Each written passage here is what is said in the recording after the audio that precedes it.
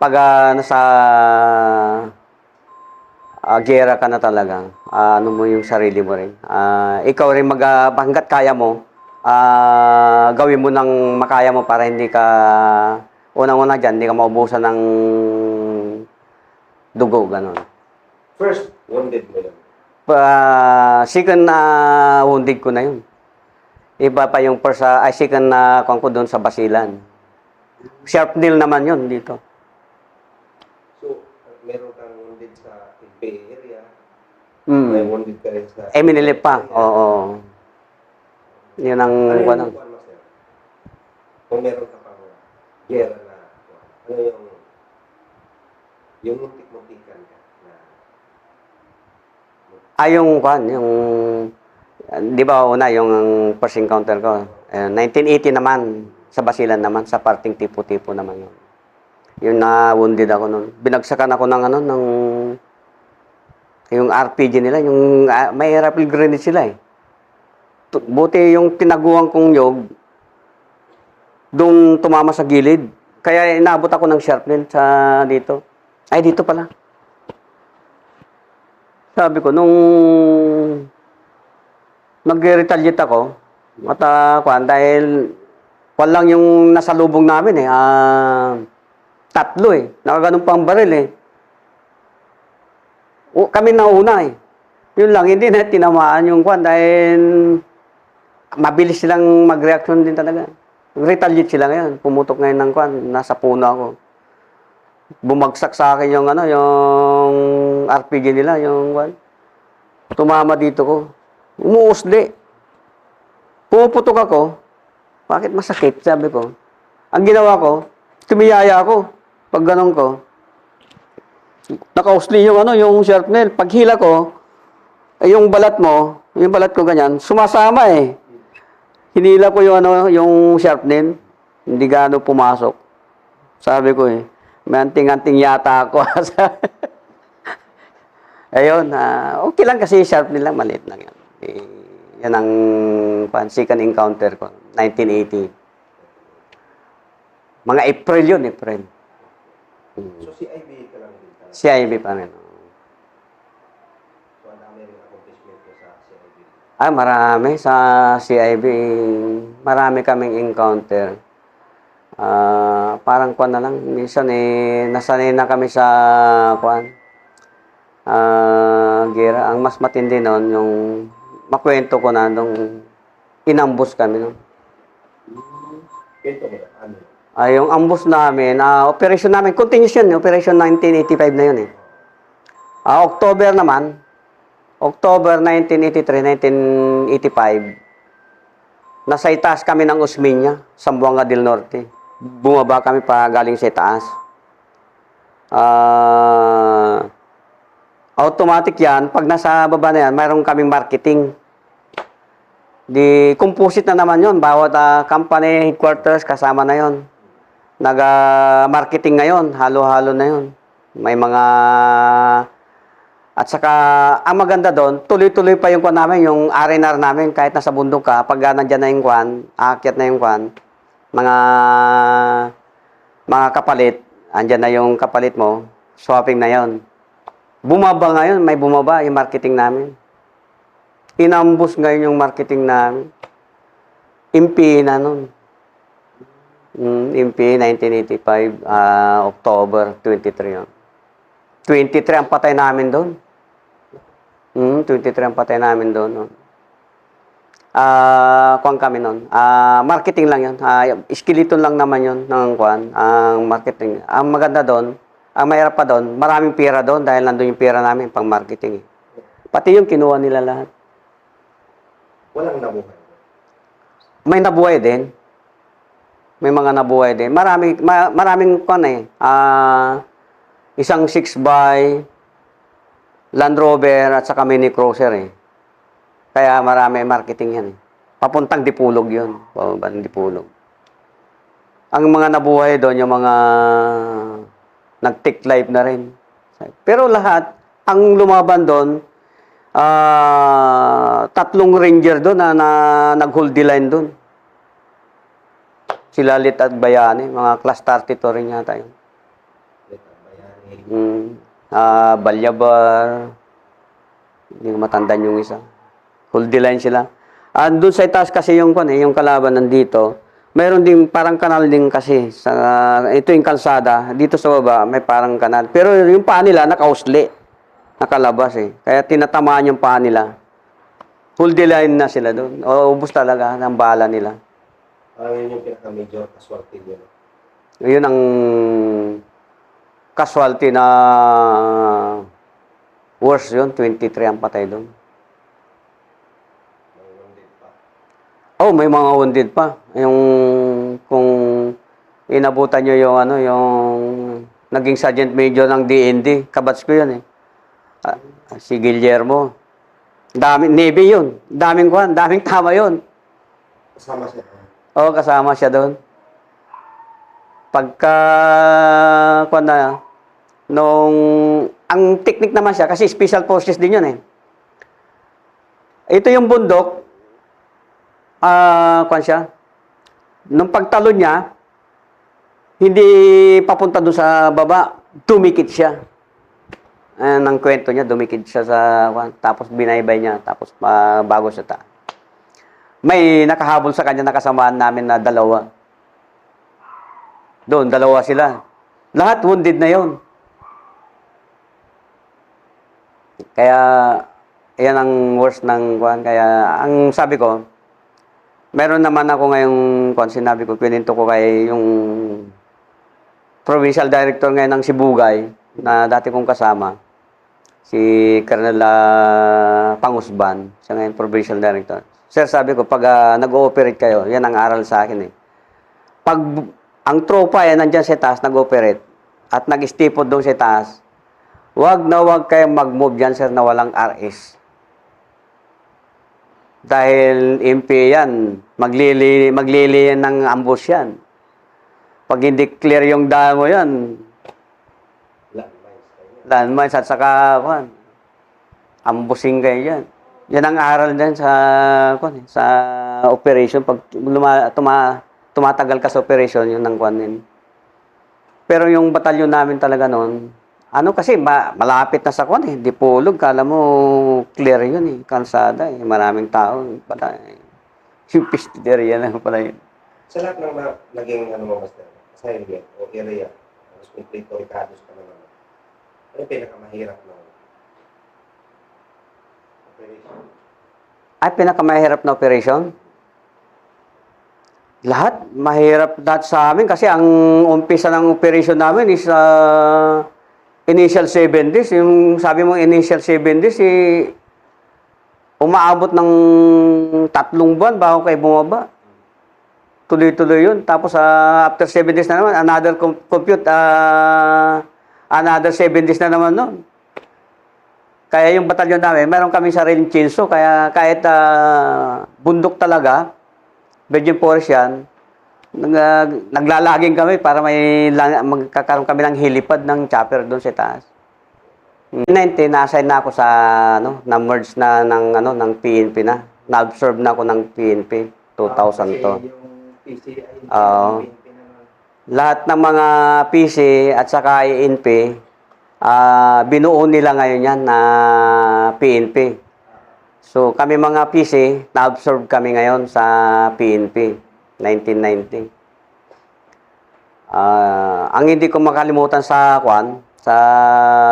encounter ko sa PNP, nung na-assign ako sa Station 7 ng QCPD sa Cubao. Panggabi ako dyan. Sa mobile patrol ako eh. Mobile patrol car. Assign ako ng panggabi.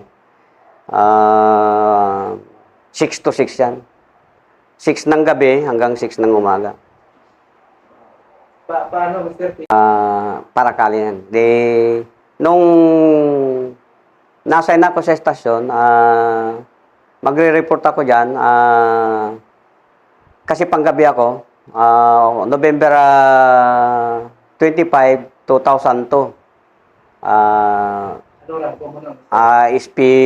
SPO2 ako na nun.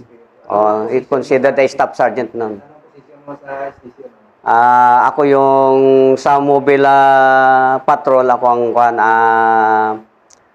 pinaka team leader ng mobile patrol. So, operation talaga kayo. Pag-report mo na noon sa estasyon, automatic 'yon. Check mo yung mobile mo. Pag check mo yung mobile mo, di lalabas na kayo. May kanya-kanyang assignment na 'yon, may EOR na 'yon. Tuloy ang patrol yan hanggang hindi matapos yung kwan mo, yung area mo. Paano nyo nabangga yung grupo na ito? Yung Parkali? While patrolling, nagpapatrol kami. May nakita akong kwan. Nag-aaway, babae, lalaki. Saan area, Master? Sa area namin dito sa Domingo, corner Himadi. Cubao, Quezon City yan. Kita ko ganyan, pero mga 5 meters siguro yan, palapit na kami, palapit. Pero yung tao, tumakbo na, pumunta na doon sa kotse. Kung tawagin nila, nung namin, hanggat na-realize namin, gitawi car nila. Di pagdating ko doon sa babae, tinanong ko kung anong problema. Mrs., anong problema? Sabi sa akin nung tinanong ko, Sir, hinold up ako, sabi niya. Di, kitang-kita ko pa rin yung kwan. Yung kotse, yung gitawi car nila. At sa amin naman, automatic yun. Iiri mo na yun. Tatawag ka na sa radyo. Intercept, alarm, ganyan. Bank, ang tawag namin kasi by code yan eh. Intercept, alarm 120, yung hold up, robbery hold up. Victim, kindly proceed, kindly pick up the victim at location in Domingo, Himadi. Na-pick up nila yung victim, yung kwan. Pero kami, hinabol na namin yung kwan, hinabol na namin yung kotse na sinakyan ng ng sinabi niyang kwan. Oo. Di madali sabi. Habang hinahabol namin, matudin. Maraming sakyan. Hindi kami makapagputok. Saka hindi mo puputokan dahil hindi kami pinuputokan pa eh. Along Domingo, Cubao. Estimate mo mga ganong distance sila sa sakyan? Ang distance namin siguro is hindi kami lumalayo rin ng mga 10 meters, 15 meters, ganyan. Lalo nung hindi pa pumutok. Malapit lang kami. Mga umabot pa ng 10 meters, ganyan. Maya-maya, nag-right turn sila, papuntang ng Pituason. Pituason, sakop ng Cubao, ng Quezon City. Pagdating sa kalagitnaan, lumabas yung tao. Pinutukan anak ko ngayon. Sabi ko, totoo na pala, may baril. Saan ka nakaupo sa ikaw yung user? Akong driver ko at saka ako. May armalet ako, pero ang armalet namin, alam mo naman sa pulis, walang bandoler kasi yan lang yan, yung urban lang yan isang magasin lang. Magasin ko pa nung sundalo ako noon, yung dala-dala ko. Tapos yung pistola ko. Pumutok. Hindi ko na maputukan dahil ayaw ko naman na yung bala ko tatama sa mga sasakyan o di kaya mga tao. Ilang putok yung pinakawalan ng kalaban? Isang pumutok. Kasi yung baril niya, 38 Ang ganda yung baril niya, 38. Lumawas, puto pare, sabi ko, yung driver.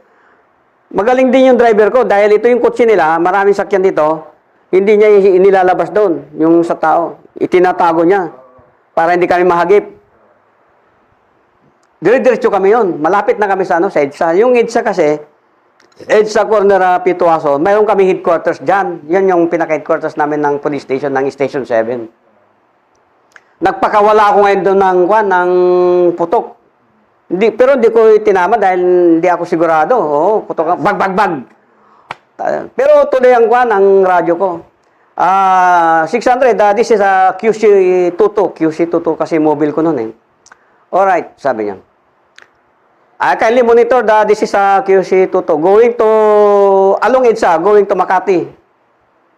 Diretso yun. Takbuhan yun, linggo pa eh. Linggo yata, yung 20 and 25 na yun. Habulang kami niyan. Pagdating ko sa tapat ng Krame, yung sa along EDSA na pumutok na naman ako doon para ako ng atensyon. Pero yung base namin, yung 600 kung tawagin namin, yun yung base namin, lumabas na yung mga SWAT namin. Kindly monitor this is a QC22, sabi. Along EDSA, going to Makati. Sabi ko, 600 nasa flyover kami going to Meralco. Meralco naman kami. Nung panahon, maraming hump dyan. Lumipad yung kotse nila kasi sedan yung sakyan nila eh. Yung, sabi, kalat-kalat na doon sa harapan namin dahil habol kami, yung mobile namin. Pero yung Armalite ko ready. Pagdating sa doon sa Ultra, yung collision doon sa gilid, wala nang tao doon. Doon ko pinakawalan ng putok. Bag.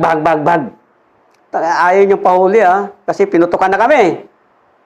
Pagputok namin, dumiretso pa kami hanggang Pasig, ang layo. Tuloy-tuloy pa rin sila. Oo, tuloy-tuloy. Nung pagdating sa Pasig, sa Kanyugan,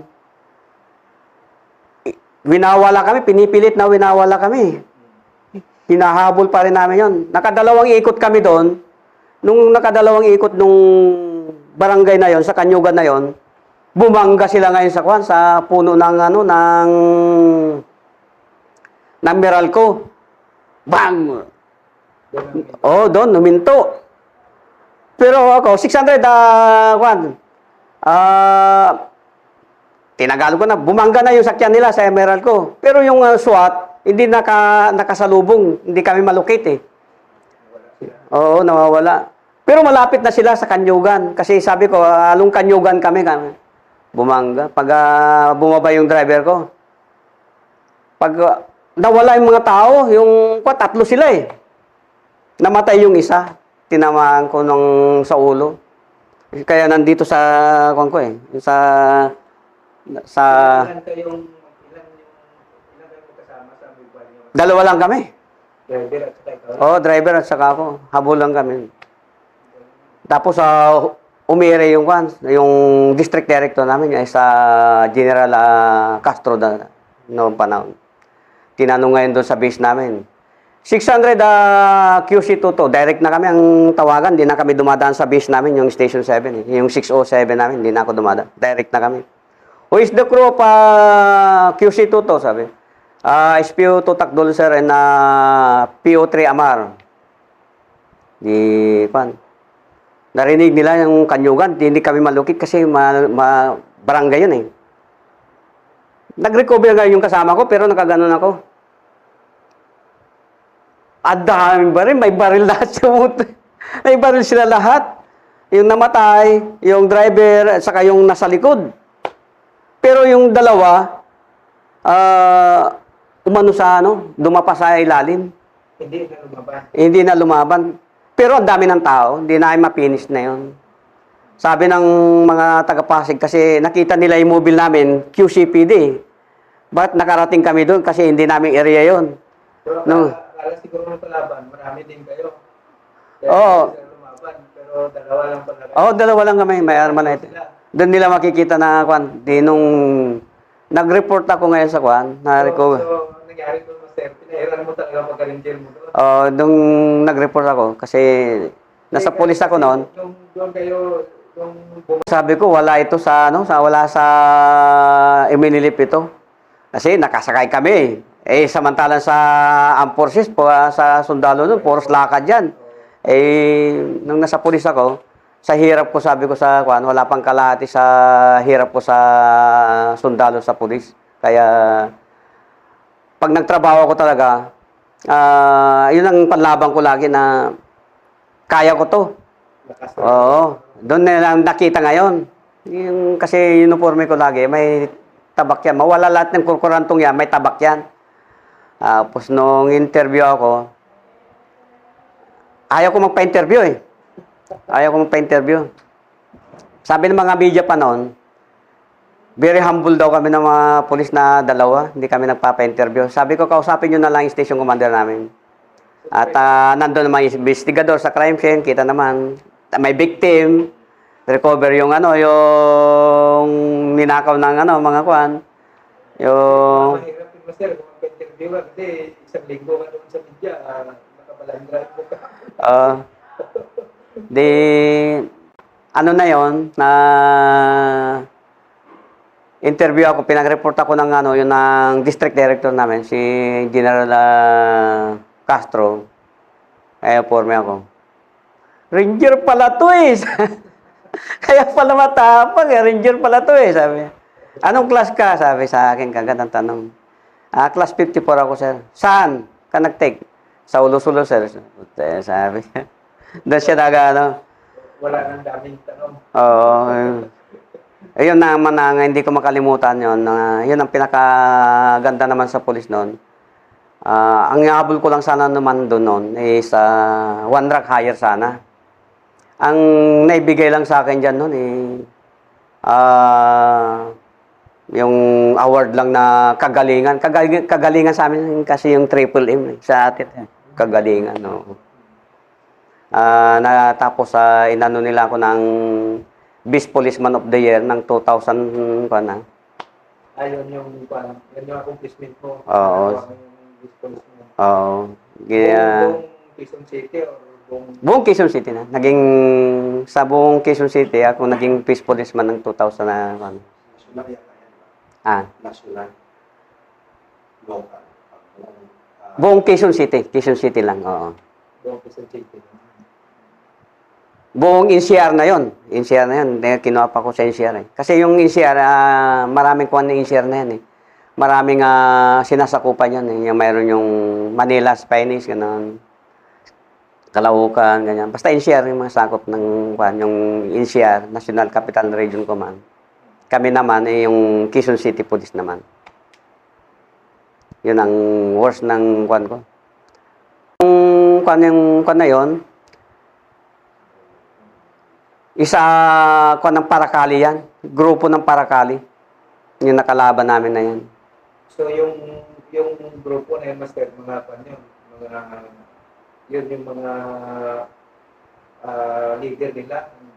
Yung Parakali na yan ay sa member lang yan din. Bang member? Member din yan, oo. Wala pa yung Parakali na yung pinaka-main body nila. Nung nag-take kami ng SR, nung start ng July yun eh.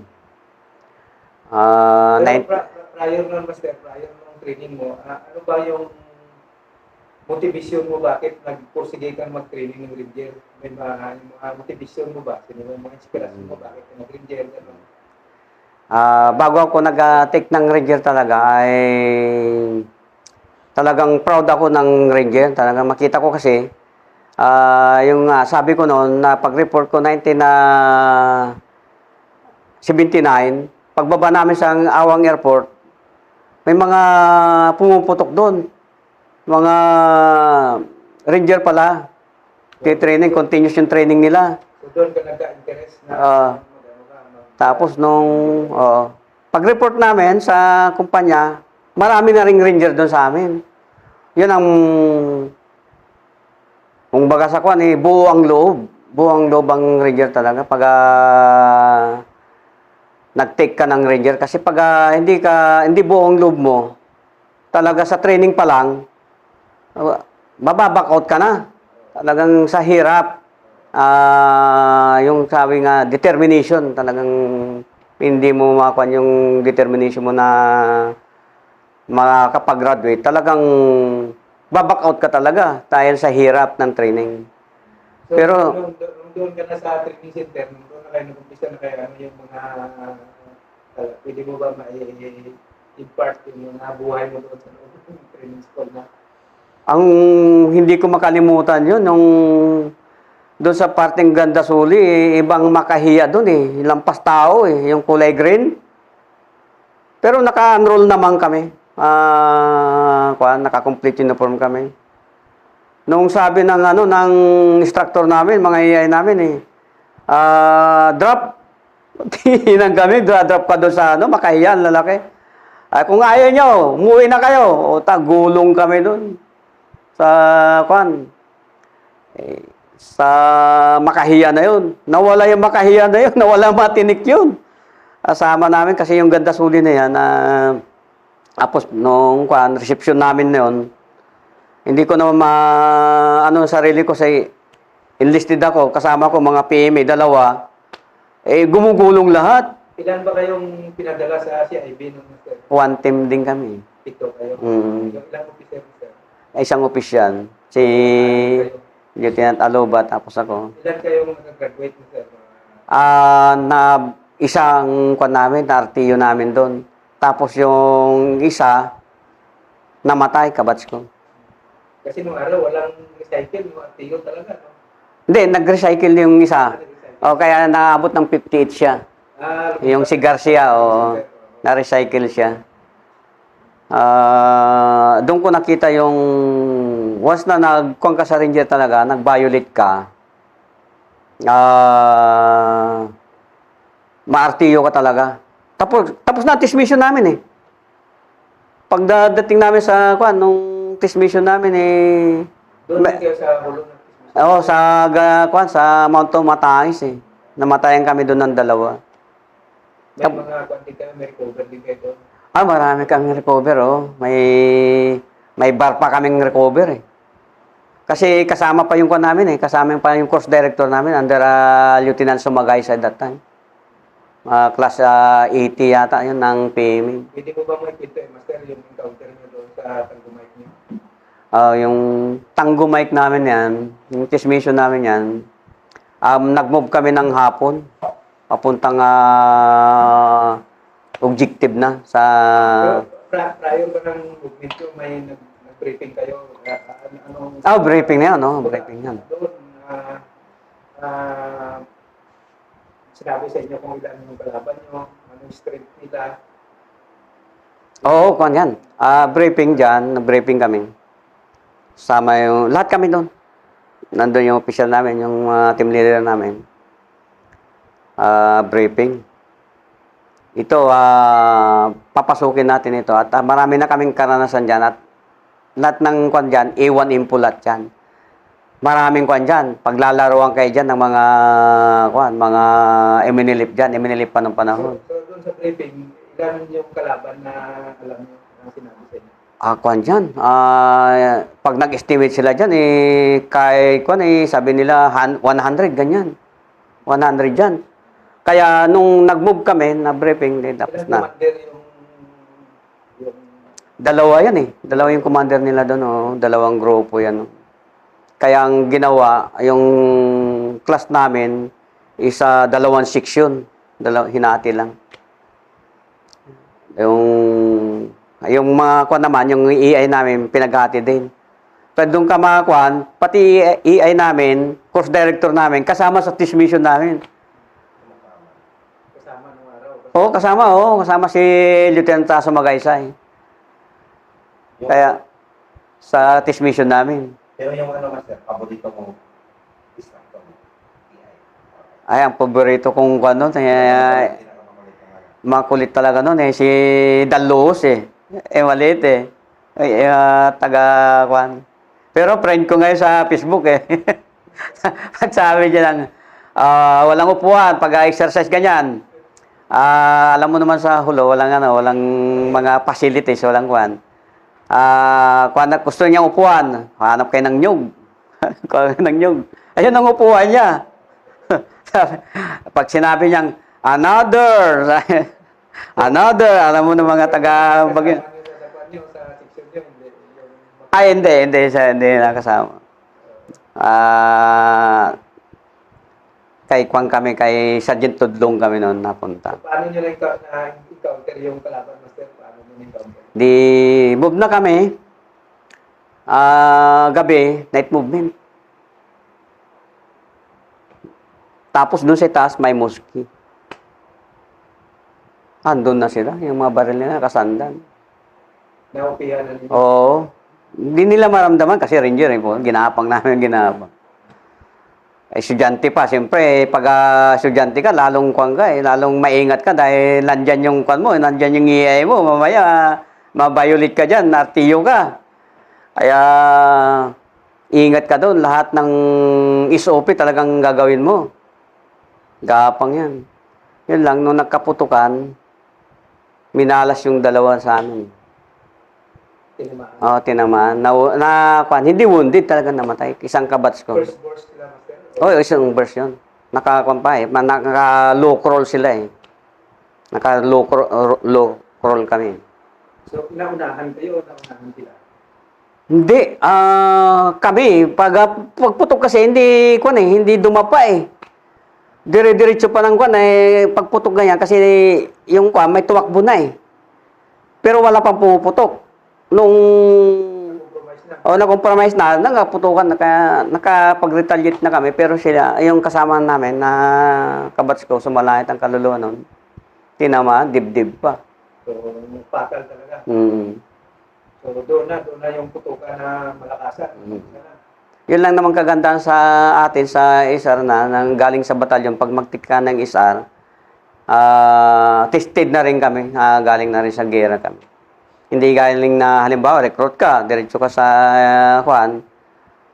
wala ka pang experience sa bakbakan, mahirap yun kaya sa amin. Lalo yung mga classmate namin galing din sa hulo rin, yung mga galing sa ibang batalyon, mga 32nd, 24th IB, ganon. So, anong result ng encounter niya na yun, Master?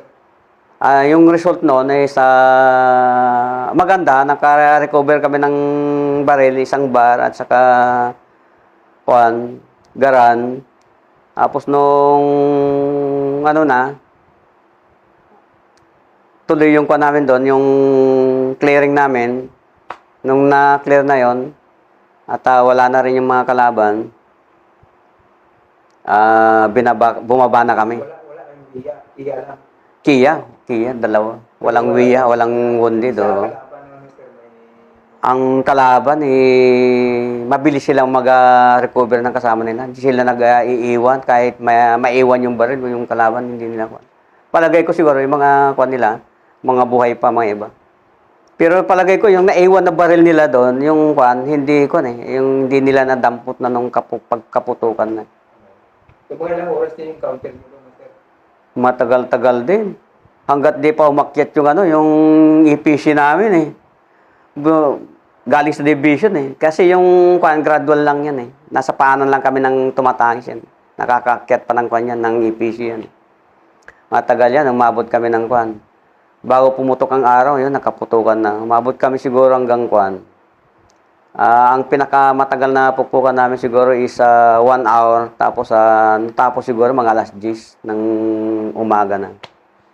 Medyo clear na yun. Wala nang wala nang kalaban. Tapos Buti hindi kayo napintakasi doon, ano? Super napintakasi doon. awa naman Diyos. Kasi siguro hindi naman kami pababayaan ng mga namin, instructor namin kasi pati yung course director namin kasama eh. Kaya mabilis yung communication na may EPC na backup kami. Kasi kung sabi nga nila, kung pabayaan lang kami doon, estudyante lang doon, paglalaroan kami pa rin doon. Kahit training tayo ng isa talaga, pero iba yung nila, iba yung, at saka yung iminilip doon, alam nila yung doon alam nila yung terrain doon sa na yan, Mount Tumatangis na yan.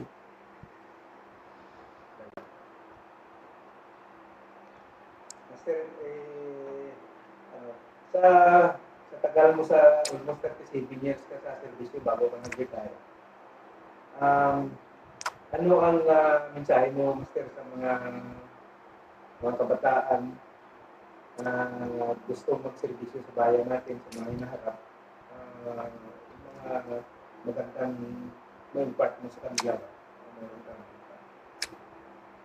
Ang mamensahe ko lang sa mga nasa serbisyo at saka gustong magserbisyo, determination lang. Maglingkod ka sa yan ang pinasok mo eh. Yan ang pinasok mo sa trabaho mo. Kasi once na nagkamali ka dyan, hindi lang ikaw ang apektado eh. Apektado yung organisasyon na yun eh. Kaya hanggat maaari, yung 10 nagawa mong maganda, mawawala lahat yun kung gumawa ka ng hindi maganda. Kaya ako, pag nagkikwento ako, lalo pag sa serbisyo na, magkikwento ko dahil totoo yung naranas ko na kuwan, dahil pag hindi ka sumunod sa tama at yung gusto mo gagawin mo, talagang mawawala ka talaga sa landas. Yung 37 years yun wala lahat yun na mahirap. Walang kwenta yung 37 years na yun. Gumawa ka ng kabalbalan dyan. Kaya, proud ako nung nag-retired ako sa PNP at saka Some Forces na. Dala-dala ko na yung disiplina na natutunan ko sa serbisyo. Kasi sa atin sa serbisyo, sa totoo lang, pag nasa serbisyo ka na, mas disiplinado tayo na kung tutuusin disiplinado tayong mga tao na nagserbisyo. Kasi once na hindi ka disiplinado, yung sabi ko nga, yung 37 years mo, nagkamali, ang bilis na mawala yun pag nagkamali ka Kaya, hanggat maaari, wag ka magkamali. Mas maganda pa, isipin mo yung, kumbaga sa i-program mo na yung sarili mo. Huwag mo i-program sa hindi maganda, i-program mo sa maganda yung ano mo. Kung baka makikita mo pag naka-program na yon, i-edit mo kung ano maganda ngayon. Ganon ang serbisyo.